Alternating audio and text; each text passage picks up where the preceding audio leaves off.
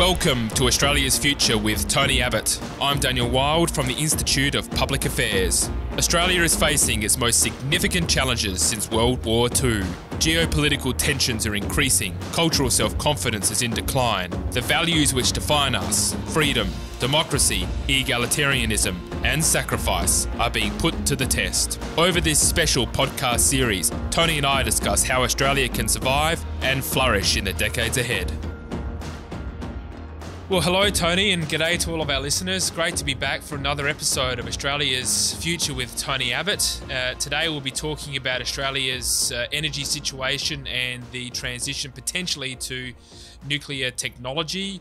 We'll be discussing the voice to Parliament and the so-called fact-checking that's taking place and the big tech censorship, and also getting Tony's observation and thoughts about the broader context within which the voice to Parliament debate is taking place.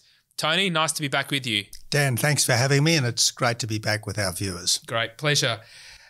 So, Tony, let's kick off with the energy debate. Last time we talked about the situation in Victoria, the banning on gas and the broader issues there.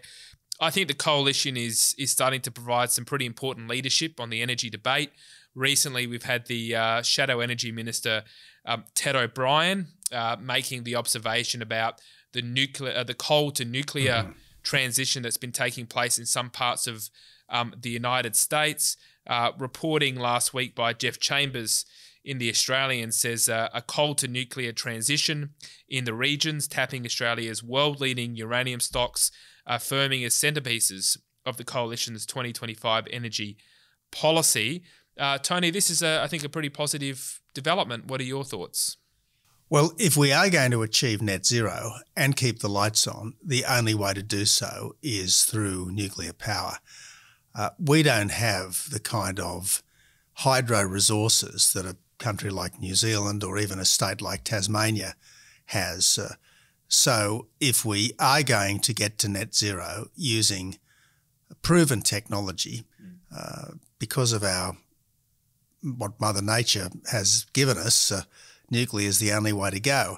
I guess it's always been a bit incongruous that with some of the world's largest uranium reserves, we've been prepared to send the uranium offshore but not to use it for power here, particularly given that since the 1950s we've had a nuclear reactor at Lucas Heights in Sydney to provide medical isotopes. PEP scanning and various forms of cancer treatment are only possible thanks to the nuclear reactor at Lucas Heights, and that's been operating safely, as I say, for 60-odd years in Sydney's backyard. So, look, this whole nuclear phobia is completely misplaced. Now that we're going to get, eventually at least, nuclear-powered submarines, it seems entirely unreasonable to say that it's okay to have nuclear power tied up at a wharf, but it's not okay to have nuclear power sitting next door on land. So good on the coalition for moving inexorably, if at times somewhat slowly, towards what I think is a common sense position. The pity is that we didn't move this way as soon as we started to get anxious about the use of coal and gas. Now, personally, I don't think we should be anxious about the use of coal and gas. Gas has 50% the emissions of coal, and modern coal-fired power stations have only 50% of the emissions of the ones we mostly still have. So I think it's possible to quite substantially reduce your emissions and continue to use fossil fuels. But if we do have to get to net zero, there's no doubt nuclear is the way to go. But before we get to nuclear, we've got to cope with keeping the lights on, maintaining jobs, keeping industries present in this country. And that is a huge challenge given the slow-motion train wreck that is existing energy policy. Yeah, that's right. Even if the ban on nuclear power was removed tomorrow, it would take many years to get plants set up. So we have to, if we are going to transition in this way, we still have to keep the existing coal-fired power stations open. And I agree. I think the high-efficiency, low-emissions coal, the ultra-supercritical coal stations, to me, that should be a part of the energy mix as well. Well, I agree, Dan. And I think the first thing that's needed with energy is to say that no coal-fired power stations will henceforth be allowed to shut until there is a reliable alternative in place. Second, I think we have to say, look, we are definitely opening some of these new gas fields, Narrabri, Beetaloo, Browse, quite apart from our own domestic needs, which will increase if we are to further electrify, as many governments seem to think we must.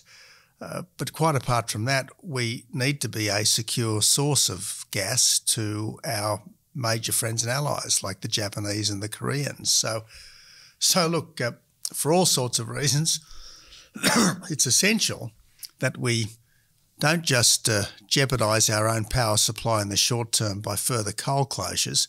We've actually got to secure our power supply in the medium term with more gas, and then in the longer term, we need to give ourselves at least the option of going nuclear. One point I should make, though, about nuclear power, we've had effectively small modular reactors operating safely at sea for the best part of 7 decades. And there really should be no technical difficulties with creating land-based modular reactors. Yeah. And why we have to have the regulatory constraints around them is I think, again, somewhat puzzling, given that they've successfully operated at sea for so long. There's only one nuclear-powered vessel that's ever been lost at sea. Sorry, there's only one Western nuclear-powered vessel that's ever been lost at sea. And while obviously that's a concern, these reactors are very, very safe. Yeah, and that goes to this issue, or not so much issue, but the public support for nuclear. Historically, it's been quite low in Australia for various reasons. It tends to be higher among the younger generation, because they were brought up in a time when you didn't have the sort of scare campaigns, or not just scare, there were legitimate concerns around the storage of nuclear waste and so forth. And I don't want to diminish the genuine concerns that are out there. Polling that we did put it at about 51% support. Interestingly, also a poll that was released a couple of days ago also had it about 51% support. So there's a majority, and about 30% are unsure. So there's a lot of persuadable people. So I guess what the coalition is doing is saying, look, we've already got 50% in the bank. There's 30% that are open. So if we get another 20 out of that 30, then we've got a strong policy based on, I mean, you're probably one of the most successful leaders of a political party to persuade the public to come with you on the carbon tax, for example. What's your perspective on how to get that 30% into the yes column on this? Well, we've just got to keep talking about it. And it's the old story: when you are sick to death of something and are, as it were, bored saying it, the public are just starting to wake up to it. And you know, what is regarded as politically impossible one moment, the next moment might turn out to be pushing on an open door. Take at a different level, admittedly, the question of Sydney's second airport. Remember when Gough Whitlam first proposed the second airport at Sydney, I can remember a ferocious campaign against it was going to be up at Galston for some reason. And there were all these stickers saying, birds, not Boeings at Galston. Yeah. And then when the Howard government proposed it back in about the early 2000s, again, there was a ferocious campaign against it. Yeah. But when I committed us to doing it in late 2013, there was hardly any opposition at all. I mean, there was an initial flurry of self-interested activists, but generally speaking, people said, well, actually about time, particularly when I pitched it as the airport for Western Sydney. So it wasn't a second airport for Sydney. It was giving Western Sydney something that the rest of Sydney had already had for generations, and that was finally going to go to them. So look, I think we might surprise ourselves just how little opposition there is to the ending of the nuclear ban if and when it finally comes forward from a major political party. And of course, the hard part, if we get to that point, would be getting it through the Senate, because who knows? And your government put a lot of important reforms through the lower house, got stuck in the Senate. I mean, who knows what will happen there? But it would certainly be desirable for the political party that wants to end the nuclear ban to take it to an election clearly saying that this is a key policy. This is absolutely critical if we are to keep the lights on while getting eventually to net zero. And I hope that that is in fact what we see, a major political party taking this to an election and putting it up in flashing neon lights and doing the hard yards of persuading the Australian public that this is really the way to go, and that all of those anxieties and fears that for years were fed to us were never as credible as people once thought. Yeah, and of course, one of the other key points of differentiation in that case, if the coalition were to have a nuclear policy in this coal to nuclear transition, is you wouldn't need this rewiring the nation policy of Labor's, which is almost just as bad as everything else in our energy policy, with the transmission lines and the solar panels and the wind turbines going up in regional communities on prime agricultural farmland, often without adequate community consultation. So this is I think, a big issue as well that's becoming more heated. Just interested in your perspective on that particular matter. Couldn't agree with you more, Dan. I have always thought wind turbines are the satanic mills of the modern era. I've always thought that. And just recently we had the former chief scientist publish a book where he talked about our future of literally forests of wind turbines and fields of solar panels stretching as far as the eye can see. Net Zero has calculated, and this is a sort of a pro-renewable power entity, but an intellectually respectable one. Net Zero has calculated that to give ourselves sufficient renewable energy to get to net zero will take an extraordinary landmass. Half the size of Victoria will have to be covered with solar panels in order to get us there, says Net Zero. Now, I think this is an absolutely dystopian future. The idea that the Australian landscape, or indeed anything of beauty, should be littered with wind turbines and solar panels, I just find it repugnant, absolutely repugnant. And then, of course, as you say, there are these giant transmission towers marching across the countryside. And because renewables are only operational for 30% of the time, there's the multi-billion dollar expense of building all these transmission lines, which even the Labor Party costed $80 billion pre-election, and we all know how unreliable these costings are. There's the multi-billion dollar cost of these things, and they're only going to be actually operating roughly 30% of the time. So this is an extraordinary burden we're putting on ourselves. It is, and look, good on the coalition for getting into this debate. I think it's important, so let's hope it keeps up. Tony, speaking of things which are repugnant, we've got this big situation of big tech censorship that we've been discussing for a while, which is related to the fact-checking. Very briefly, just for our listeners and viewers, as you know, Facebook censors content fairly extensively. One of the ways that they do that is through detecting misinformation, and they will say something is misinformation or misleading or false based on fact-checking that's undertaken by organisations such as AAP and also the RMIT ABC fact-check unit. So there's been many fact-checks. Viewers will know that the IPA has been censored on many such occasions. Tony, there's been a couple of more fact-checking issues. The first pertains to basically Peter Credlin's work on uncovering that the Uluru Statement from the Heart is not one page, but it's 18 pages plus. So they fact-checked that particular information. And the issue here is that, as I say, this so-called fact-checking then ends up suppressing information on social media, I would argue deliberately, to reduce the content that people can see. So, Tony, interested in your perspective on this issue? Dan, I think it's wicked, really, that there is an attempt by big tech to censor things because people in the Yes campaign deny today what they asserted yesterday. That's right. We've got Megan Davis and Pat Anderson, two of the principal authors of the Uluru Statement from the Heart, saying today that it's just one page, just 439 words to help the Prime Minister out of a hole he created for himself, when for years, Megan Davis in particular, but Pat Anderson also, were insisting, absolutely insisting, that the Statement from the Heart was many, many pages, 18 to 20 plus pages. Now,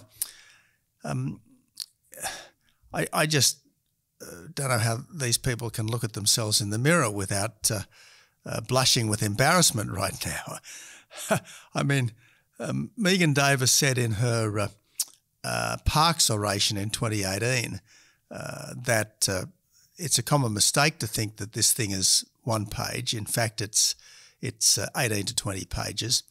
Pat Anderson co-chaired the Referendum Council, and the Referendum Council, yes, published at the very beginning of its final report the one-page version of the Uluru Statement, that kind of artwork version with the statement in the middle, some Indigenous artwork around the margins, and all of the signatures of the attendees at the Uluru Convention. They published that version, but then from page 16 of the full report, there's about 12 highlighted pages which are stated in the final report of the Referendum Council. They're stated to be extracts from the Uluru Statement from the Heart. Now, Pat Anderson signed the letter as co-chair releasing the final report, which says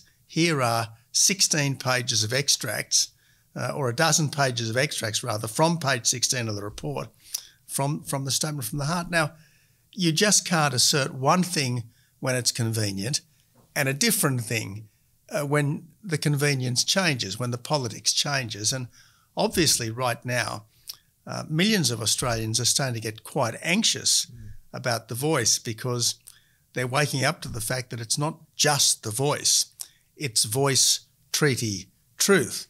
It's not just recognition, it's power too. And then to have big tech coming in and trying to stop organisations from publishing the fact that the Statement from the Heart is much more than the 439 words that the Prime Minister loves to refer to, so much more, including a lot of very dark stuff, very dark, if I may say so, claims about our history. Now, I certainly don't say that our history is without blemish, but this idea that it's just an unrelieved story of frontier wars, poisonings, genocide, this evil time, as the Our Story version of the Statement from Our Heart, or the Our Story segment of the Statement from Our Heart asserts, it's just not right. It's certainly not the whole picture. And I think that people need to know just how angry and, dare I say, grievance fixated the authors of the Statement from the Heart often were.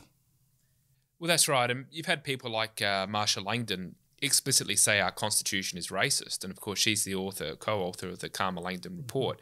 Now, on the issue of treaty, I'm interested to get your perspective on this. My opinion of The Voice, its purpose is to be the counterparty to the treaty that they want, because you can't really have a treaty with several hundred entities. So my opinion is that's the explicit intent of The Voice, is to be that counterparty. And the reason they want a treaty is because they believe our Constitution is racist. And so the treaty would be our second constitution. And I think everything before that essentially would be, if not nullified, then heavily contested. So that's why this is such an important issue. It's not about, in one sense, it doesn't matter whether it's 1 page, 10 pages or 30 pages. It's to get to the point that there is a much bigger agenda at play here, and they're going at great lengths to cover this up because, as you say, there are many of, I'm not saying all of them, but certainly many of the activists and certainly many of those who have played a key part in the architecture of the voice really hold the view that we are an illegitimate nation with a racist constitution, and they basically want to undo all of that. So, look, just very keen on your perspective of the stakes of this issue. Again, if you read the full statement, there are sentences in there to the effect that the invasion that started in 1788 is our fundamental grievance against the Crown. And there are statements in there to the effect that the whole point of the voice is to start this treaty-making process, culminating in what they describe as a Makarrata commission. And Makarrata is a Yolngu word. It's not about reconciliation as we might understand it. It's a Yolngu word, which the ABC told us some years ago, refers to a kind of retribution ritual. I think Peter Credlin called it in a piece the other day. It's a ceremonial but disabling spearing that is supposed to happen to someone who's committed some major crime. So this Makarrata commission, it's effectively a form of payback punishment. I think that's what Peter Credlin said in her piece, and I think that's absolutely right. And again, this puts this whole voice debate into a very different context than that which the Prime Minister likes to push. Just a day or so back on Sydney radio, he was talking about the full richness of our history. Well, I don't know that anyone reading the full Uluru Statement would think that what they're talking about is richness. I think you can only conclude that what they're talking about there is injustice, oppression. They even use the word genocide. Now, I think the PM is really, I would hate to think that he hasn't actually read it himself, but I think he's misread it, definitely misread it, if he thinks it's talking about the richness of our history as opposed to a rather one-sided view of our history as nothing but, or almost nothing but, a story of dispossession, persecution and discrimination. And that's why this referendum is really a turning point, or in my view, because we've got to. It's almost like the defeat of bank nationalisation and the victory of Menzies. It was essentially two roads you could go down, and I think we're at a similar point now where you've got one very different view of our nation, our history, and our culture, which cannot coexist with our liberal democratic constitutional conventional approach to governance. They're sort of mutually incompatible. And I think as Australians are sort of beginning to understand the significance, the Prime Minister will say, oh, it's just a modest request. But we know it's far more than that. So I'd just be interested to get your reflections on, there's the voice, but then there's also this much bigger, I think it's a big historical, cultural moment that we're now facing. And if you could speak to the significance of this referendum and what it means for the future. There's no doubt that this is the biggest constitutional change we've ever been asked to make. We're not here just adding modestly to the powers of the federal government, which is pretty much what all other changes except 1967, including 1967, were about. This doesn't just add to the powers of the federal government. This significantly changes our system of government. As Professors Aroni and Gerangelos said to the Parliamentary Committee a couple of months back, it's a fourth arm of government being inserted into our constitution, and unlike 1967, where the big agenda was to remove division, to welcome Indigenous people fully into the Australian family, this is actually to create division, to say that there are some Australians who are more special than others because their ancestry goes back tens of thousands of years. Their ancestry in this country goes back tens of thousands of years, rather than simply since 1788 and subsequently. And yes, it is an attempt to, as far as is possible, re-indigenise Australia. And some of the things that we've seen in recent times, the near ubiquity of acknowledgements of country, the near ubiquity of the flying of the Indigenous, the Aboriginal flag and the Torres Strait Islander flag too often, co-equally with the national flag. These cultural sensitivity workshops that just about every large company insists now that its employees go through. And what we've started to see is renamings. I can't help but notice that you'll look at posters now for sporting events that will talk about not just Sydney but Gadigal, not just Melbourne but Naarm, not just Brisbane but Meanjin. I got on a plane in Perth the other day, and at times the departure board didn't say Sydney, it said Gadigal. And this is how these things kind of sneak in. And if the voice comes to pass, this whole thing is going to be absolutely turbocharged because you're right, Dan. The authors of the voice want to see the Australian equivalent of the Treaty of Waitangi. Only the Treaty of Waitangi was at the beginning of New Zealand's history. This is, if you like, trying to turn back the clock 240 odd years with Waitangi-type treaties between the Australian government as the successor of the British Crown, between the Australian government and all of the various Indigenous nations, as they call them now, or clans and tribes, which were in possession of the Australian landmass prior to settlement in 1788. So it's a very, very big deal indeed. And I think it's a step backwards. I think it's a step in the wrong direction. I think it's a step away from the kind of liberal humanity which has always characterised Australia at its best. Well, that's right. We can't turn back the clock, but we can look to the future. And I think one of the proposals you've put forward in terms of how to achieve reconciliation has been some form of recognition in the Constitution. I think this would be a good note to close on. Yourself and John Howard and others have supported some form of recognition in the Constitution. I think that still comes with risks because we have historically had a fairly activist High Court, so I don't think it's a risk-free proposal, but certainly it's in a completely different category than the voice to Parliament.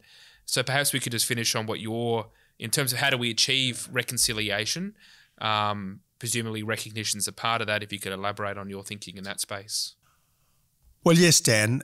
Since John Howard put this on our national agenda in the run-up to the 2007 election, I've been happy to concede that we could complete the Constitution, if you like, rather than change it, with an acknowledgement, a suitable acknowledgement that Aboriginal people were here first. Now, I reckon there are three possibilities, broadly. If we ever really felt that we had to have some Indigenous entity in the Constitution, and I'm surprised that voice architects such as Julian Leeser or voice advocates such as Julian Leeser and Greg Craven haven't mentioned this. you could say, for argument's sake, that prior to any exercise of the Commonwealth's power under Section 5126, the so-called race power, there must be a consultation with Indigenous groups. You could say something like that. Or you could put in some appropriate part of the Constitution something reflecting the Indigenous Recognition Act, an act that was passed without dissent by the Parliament in 2013, in my time as opposition leader.